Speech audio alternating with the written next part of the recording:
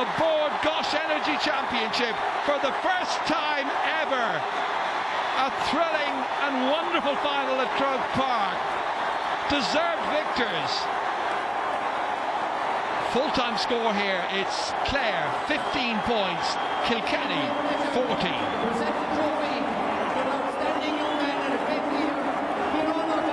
Amid ecstatic scenes here, GEA President Christy Cooney hands over the trophy to the captain Kieran O'Doherty. Clare are back in the big time.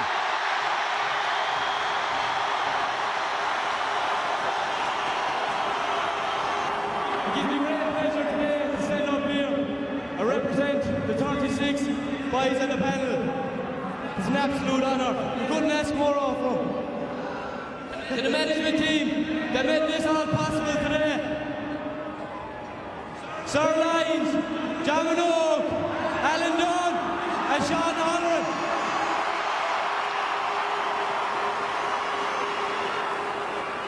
Well, Michael, that is such a tough way to lose, isn't it? Yeah, very disappointed, but all credit to Clare. They kept battling away, and you can't begrudge them their first title. They played fantastic hurling. They top both teams. They said the second half was really, really good game, and they got the scores, and that's what wins finals. Can't imagine the last 10 minutes was too good for your heart, though. Well, I suppose that's the way it is. You come up here, it's going to be a huge battle, and that's what you're in it for. And the Ireland's playing really well. We missed a few opportunities. That's going to happen. If you take them, you win the matches. If you don't, you don't. But as I said, Clare took theirs, and fair play to them.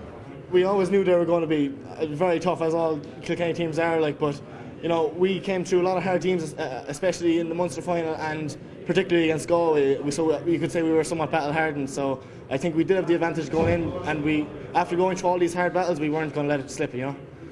What was it like, though, in those final 10 minutes? I mean, Kilkenny edged ahead there with only a couple of minutes left. Yeah, they did. But you can, no matter how much we tried, we couldn't put them away. So and I know myself, I was so tired towards the end of the game. So it's just, I had to believe that you wanted it that bad and push on towards the end. And thank God we got the last few points to seal it. Cyril, the scenes at the end where the players were carried shoulder high and the crowd on the pitch, fantastic. It's brilliant. It's brilliant for Clare, it's brilliant for Hurling days, and Kilkenny won't begrudge them that win. John Minogue, Cyril Lyons, Sean O'Harlan, Alan Dunn, these guys are putting the amount to work. It isn't just this year, it's gone back through the years. And to me, this year, they always had this Father McNamara thing as well. He was a good friend of theirs, a good friend of mine. He died during the year at the first match against Limerick. And I just felt, I had this feeling that it was going to be their title all year. I know now that sounds simple, but they played great stuff. They came through a hard campaign. Kilkenny were great champions, and it was great that they beat Kilkenny, because Clare need this under-21 team coming through. They hadn't a good time senior. These guys are ready. A lot of them are going to go on to senior, and they're all playing at third level. And the likes of Clonlara, new club in Clare, won their first intermediate or senior title there a year or two ago. There's 5 guys on the team that came up under 14, under 16. Now, that is what you need. And it just shows you the amount of work. They're not winning any minor titles, but it just shows you, Des, that you don't have to win the minor titles. These guys have come from not winning titles, and yet they put together a team of players that were very unlucky last year, went on this year, and it has put the icing on the cake after a great final last Sunday. It's another, you have titles gone. Cork won the intermediate, Galway won the minor, Clare won under 21, and Kilkenny won the senior. It shows you that the spread is coming, and that's what the hurling needs.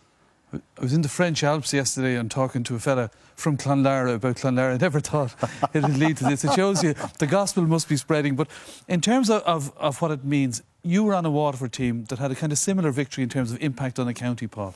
That's right, Des. I suppose in '92 it was Waterford's first underage All-Ireland for a couple of years, nearly 40 years, I suppose. But and in Clare, they've been beaten in 12 Munster under-21 finals, under 13 to beat Waterford there in the summer in a great game in Dungarvan. But it's like Waterford didn't have a successful senior team at the time, and the under-21 team was kind of pushed in, and maybe too much too soon. But it's important now that Clare don't do that. With this, that they just blend them in slowly, whereas they can find their feet and and kind of develop into the senior squad. Whereas there is a big difference, as we all know, between under-21 and senior. It's the pace of the game and the hits that go in. But it's absolutely fantastic for Clare, and the brand of hurling they played all summer was absolutely brilliant. It's interesting you say that, given what Cyril said about the fact that the senior team has struggled a bit, or is perceived to have struggled this year, you know. Yeah, well, like what Paul says is true. You can't put them all in, but a lot of them will be going in there because Clare needs that impetus, and these guys are winners. That's the big thing. They're going from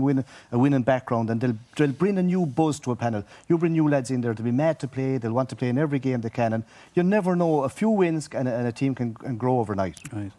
Paul, Kilkenny, as ever, were tigerish. Clare couldn't get space. The frees from Colin Ryan were crucial, weren't they?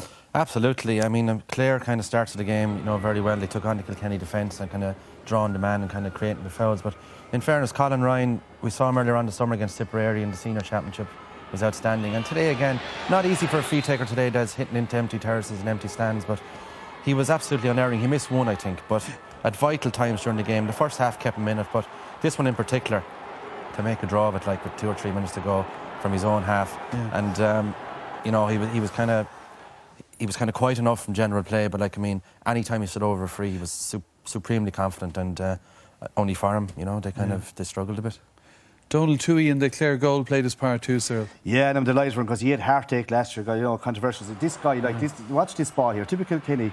Martin goes up along here, wing back, lovely little ball here. Looks a little into Finlay. Now Finlay again cross here to Richie Hogan. Richie has to have a snapshot, but he drills it. Fantastic save. Now he doesn't know where it's gone over the bar, but I really believe if that went into the back of the net, like it'd be game over. Welsh gets up, lovely ball, picks out Finlay. Finlay picks out Richie, and Richie goes for it to put them 4 up instead of only 2 up. Yeah. Did you think with 5 minutes to go, when Kilkenny were a point ahead, who did you think were going to win it then, Paul? Well, Clare were on the ascendancy, Des, maybe in the last, after that save in particular, like they were a point down, that would have put 4 points in it. But from then on, Clare outscored Kilkenny to the end, you know.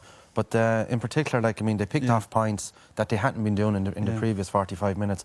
But we were all kind of waiting for Kilkenny just to nudge that bit, you know, from maybe years gone by. But you can see the work rate of the Clare lads. They kind of bottle up, and it comes out here to you know, Donovan, and in fairness, or John Collins, sorry, takes a couple of tackles, and off he's left on the run, going away from the goal, and kind of hitting it back to a great score.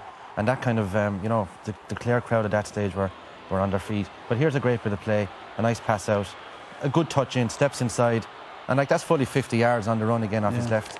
And the umpires are kind of, is it, isn't it? But, you know, that was greeted with a great roar, and that was the winning point, and super score there from Cormac O'Donovan. That ability to stick in there was crucial, but also Kilkenny may look back on some of their chances. They had a lot of chances here. Yeah, well, Kilkenny got 1 point from a free, like, and they had a lot of chances, and this doesn't usually happen to Kilkenny. Now, here's a lovely pass out here to Mark Bergen. Tough centre forward, like, has all the time in the world. Now, this ball floats in and floats wide, and they missed a few like this that put them in the driving seat. Now, here again, you're going to see here, Colin Finlay gets onto the end of this. Now, he does all the hard work, catches this great, comes across here on his left side, puts it away. He got 2 good points in play, but he'll rule that kind of a miss. And, like, you know, you just can't. That'll put Kilkenny in the driving seat. And you're going to see another one come up here as well now. You know, like, this goes out here to Mark Bergen. Now, he had a great game. He got 3 points in play from midfield. It's a not for any player, but that one floats wide. These would have hit the post there, but these would have put Kilkenny. You'd be expecting Kilkenny to get this. Like, when they look back on the tape days, they're going to be disappointed that they had. Michael Welsh referred to there in his interview afterwards. They had the chance to put Clare away, and they didn't. But it just goes to show that Kilkenny players are human as well. Mind you, we equally saw in the Clare interviews, they felt they couldn't put away Kilkenny either, you know.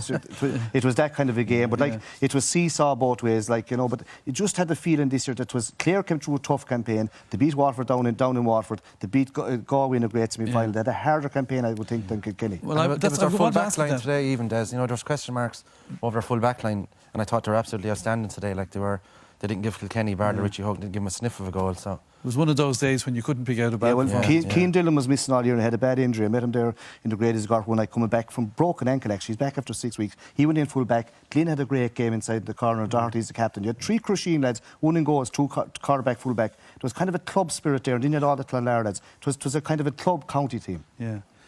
Clubs that traditionally haven't been the bigger clubs in Clare. Well, that's the unusual thing here. Like, you haven't that many from, say, 6 Mile Bridge or Clarecastle. You have the one from Newmarket. But, like, use your Dura Bearfield, aren't in it. Like, usually you'd have these. But it just shows you the way the spread is going. And it comes from the structures underneath, all the work being done at underage level. Right. Let me expand that point that Cyril made about the tough match. Obviously, Clare against Waterford, that thriller, and Dungarvan and the Galway match. Kilkenny, on the other hand, came through Leinster comfortably enough. Dublin put it up to them in the final, but then they played Antrim.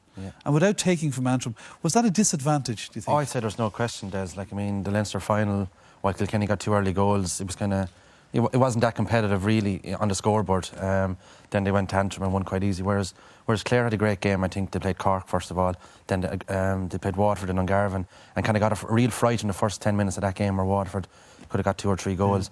And Clare brought Nicky O'Donnell back centre back, and they stepped up a gear and they were excellent on the night. A real tough game, and that went right down to the wire. And then we all saw the thriller there a few weeks ago in Thurles on the Saturday where it went to extra time and it was a real open game and they had plenty chances and they conceded plenty chances as well to Galway. But it was to win a tight game, I think, is worth anything to a team rather than be beating teams at your ease. Yeah, which paid off today. When absolutely.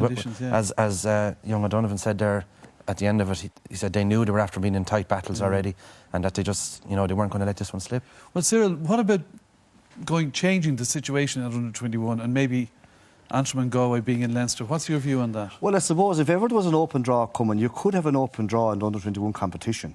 Because there isn't that many top teams in it, and to just make a change for everyone, and be interesting to see, just to do it give it a 2 or 3 year trial and see what would happen, see how it would work. You wouldn't have a Munster final or a Leinster title or an Ulster kind of title as such, but you would have an open draw, and to be interested to see how it goes, and then you'd have them thrown in to be a real kind of a European Cup affair, but to give you an idea how it might work for senior hurling. It was interesting, mind you, there were good crowds. I mean, there was a great crowd in Dungarvan and Clare Waterford, Clare Galway and Thurles, Kilkenny Dublin. I mean, there was lots of interest. And you have to realise that if that game was in Thurles today, even on its own, it's great to see the Camogie, kind of the sister association coming together, and need both of them there, roughly around 30,000. But you'd get you'd nearly have as many Clare days in between Clare and Kilkenny if it was actually played in Thurles. But you can see how serious Kilkenny take it as they just feed the senior team year after year, 2 or 3 players every year come from the under-21 panel just to make it more competitive and make the lads fight for their places. Like, if you go by last Sunday's programme, they had 35 under-21 medals between them.